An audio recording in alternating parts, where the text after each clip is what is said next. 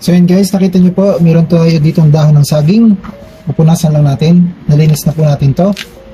Punasan lang natin ng tuyo. Ayan.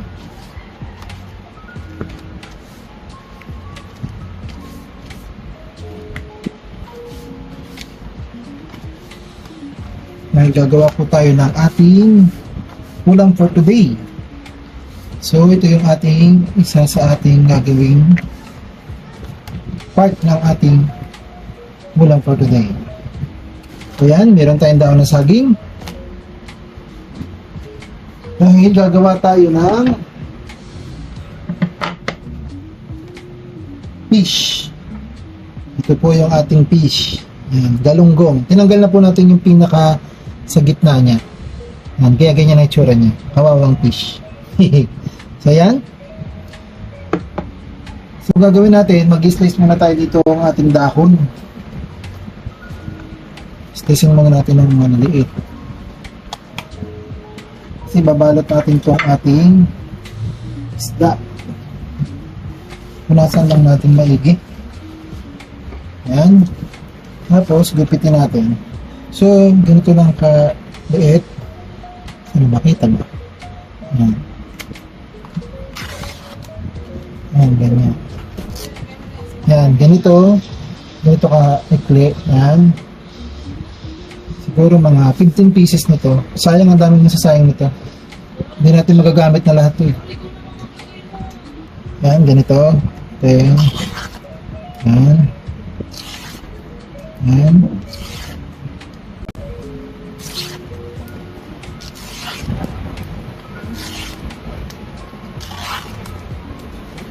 Yan, ito po.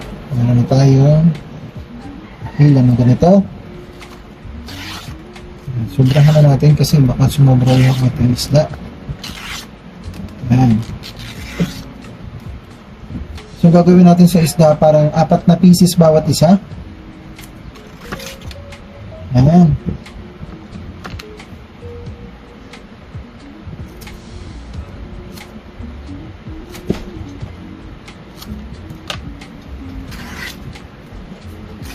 Ganito lang po kaliliit. Napakita ko sa inyo kung paano ibalot yung fish. So ayan, try muna natin to. Set aside muna natin itong iba. Then, ito na yung ating isda. So itong ating isda ito, nalagyan na natin po yan ng asin. Then, babalutin lang natin siya dito.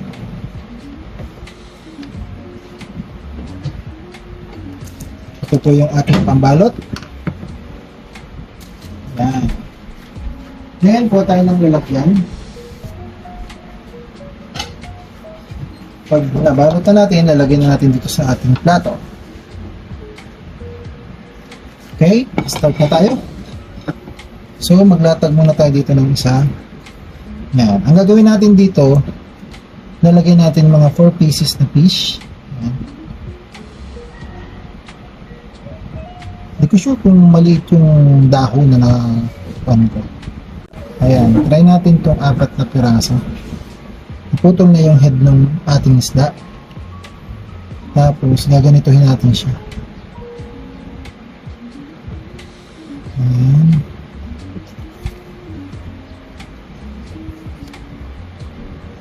Ayan. Ganyan. Ganyan lang siya, guys. Set aside. Lagyan na natin dito sa ating plato.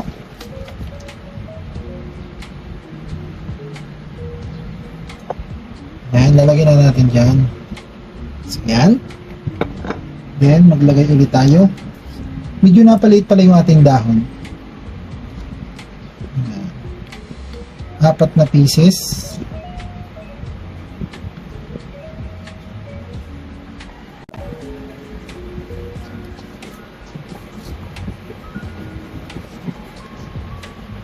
Ayan. Lagyan lang natin.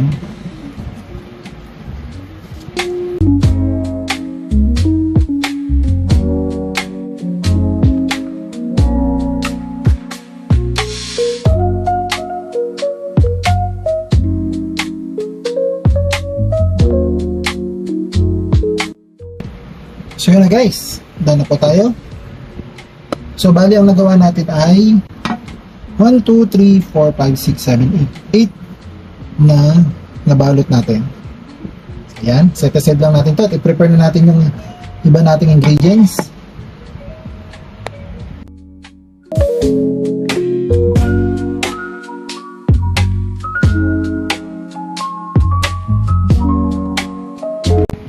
Guys, start na natin. Lagyan na natin yung ating mga fish.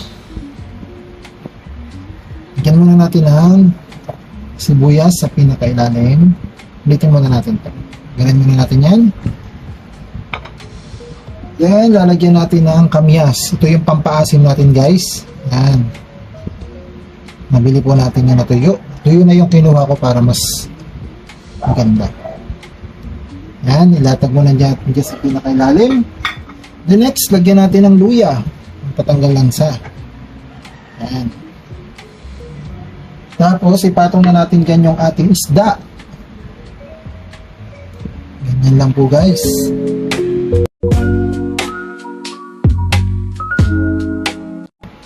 Yan. Tapos, lagyan pa natin ang sibuyas sa pinakaibabaw. Yan. Saka yung ating bawang. Ata natin yan. Siyempre, para lalong sumarap, lalagyan natin ng taba ng baboy. Lagyan natin yan sa gilid.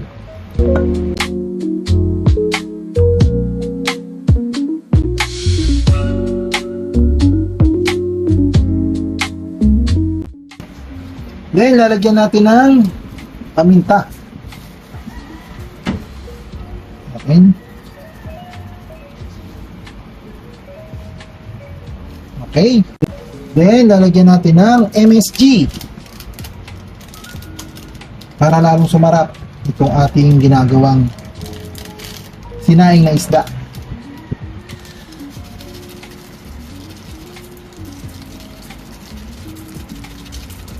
Ayan. Then, isasalang na natin. Yan. Lagyan lang natin ng konting tubig, guys.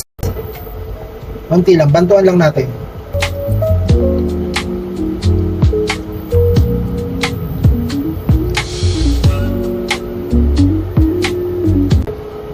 Yan, then i-cover lang natin. Masarap yung takip.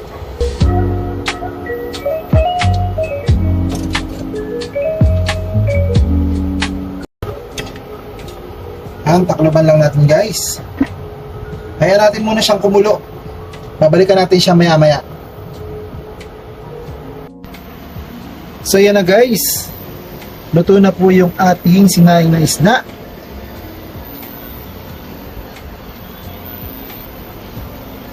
Ready to eat na po ito. And guys, maraming salamat po sa mga nanood at sa manonood pa nitong ating bagong video for today.